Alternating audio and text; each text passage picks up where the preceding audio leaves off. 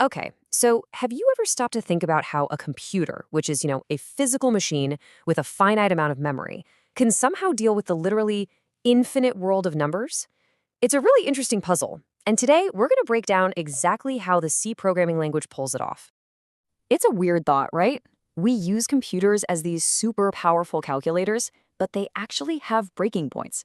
So why is it that a number can literally be too big for a computer to handle? That's the big question we're going to answer right now. So here's our game plan. First, we'll look at the core problem computers face. Then we'll dive into the different containers they use for whole numbers. We'll explore a clever trick for positive-only numbers, touch on decimals, and then wrap it all up with why this stuff is absolutely crucial for writing good code. At its core, the challenge is really simple to understand. You've got an infinite amount of numbers, but only a finite amount of space in a computer's memory. It's kind of like trying to pour the entire ocean into a coffee mug. It's just not going to work. So computers needed a system. And that system is built around this idea of data types. Now, the best way to picture these is to think of them as containers, like storage boxes. You've got small ones, medium ones, and big ones, and each one is designed to hold a very specific range of numbers. As a programmer, your job is to pick the right box for the job. All right, let's start with the numbers you'll probably use the most, integers. Just plain old whole numbers. We're going to look at the different boxes that C gives us to store them, starting with the smallest and working our way up. So what is a data type, officially? Well, it basically tells the computer two super important things. First, how much memory it needs to set aside. And second, what range of values is even allowed in that space. This one simple idea is the foundation for how C manages pretty much all of its data. And here is where it starts to get really interesting. Just look at how fast that range explodes. The smallest integer box, a char, uses just 8 bits and can hold numbers from -128 to 127. If we just double the memory to a 16-bit short, the range jumps way past 32,000. And if we double it again to a 32-bit int, well, now you're playing with billions. Now, these limits are very, very real. If you try to stick the number 200 into a char variable, it just won't fit. The box is too small, and trying to force it can cause some really bizarre and hard-to-find bugs in your code. So this leads to a pretty obvious question, right? What if you're doing something like calculating the national debt, or maybe the distance to another galaxy in light years? You're going to need a much, much bigger box. And for that, C gives us the long. This is the jumbo-sized 64-bit container. It's the perfect example of just how powerful adding more bits can be. We are now talking about numbers in the quintillions. That's a 9 followed by 18 zeros. I think that's more than enough for most calculations we'll be doing here on Earth. Okay, now for a really clever trick. Everything we've seen so far, all those containers, they hold both positive and negative numbers. But what if you know for a fact that you'll only ever need positive values, like, say, for counting things, or for someone's age? Well, C has a special tower-up just for that. This is such a cool feature. When you tell the computer a variable is unsigned, you're not actually changing its size. It's still a 16-bit box. All you're doing is telling it to take all that space it was using for negative numbers and just give it to the positive side. You essentially trade your negatives for a much higher positive limit. The range just shifts.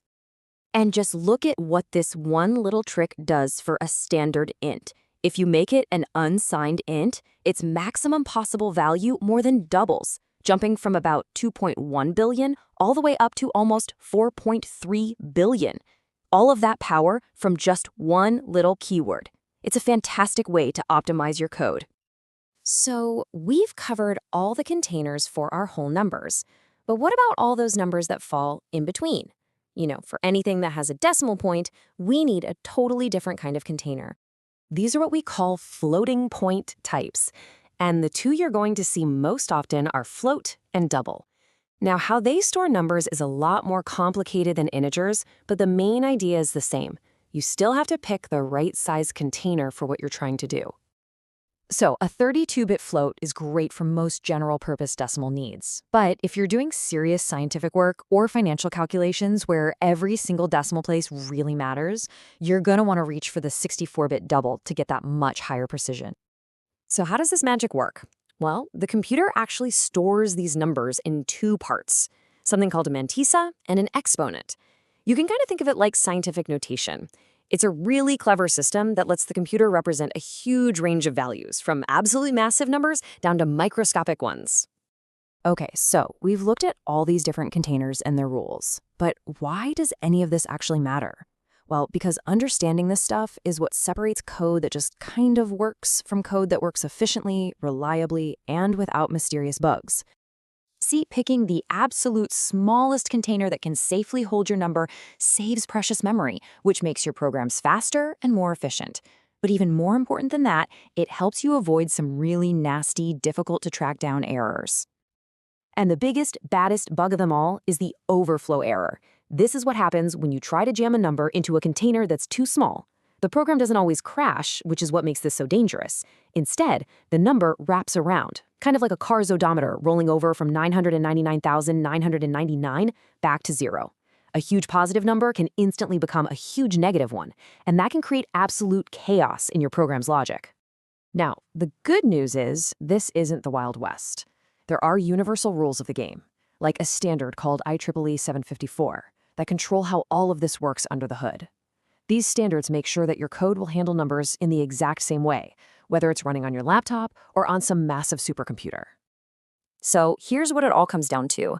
Understanding data types isn't just nerdy trivia. It's a fundamental programming skill. It's about making deliberate, smart choices. So now that you know the limits, the real question is, how are you going to use them to build smarter, faster, and more efficient code? Thanks for joining me.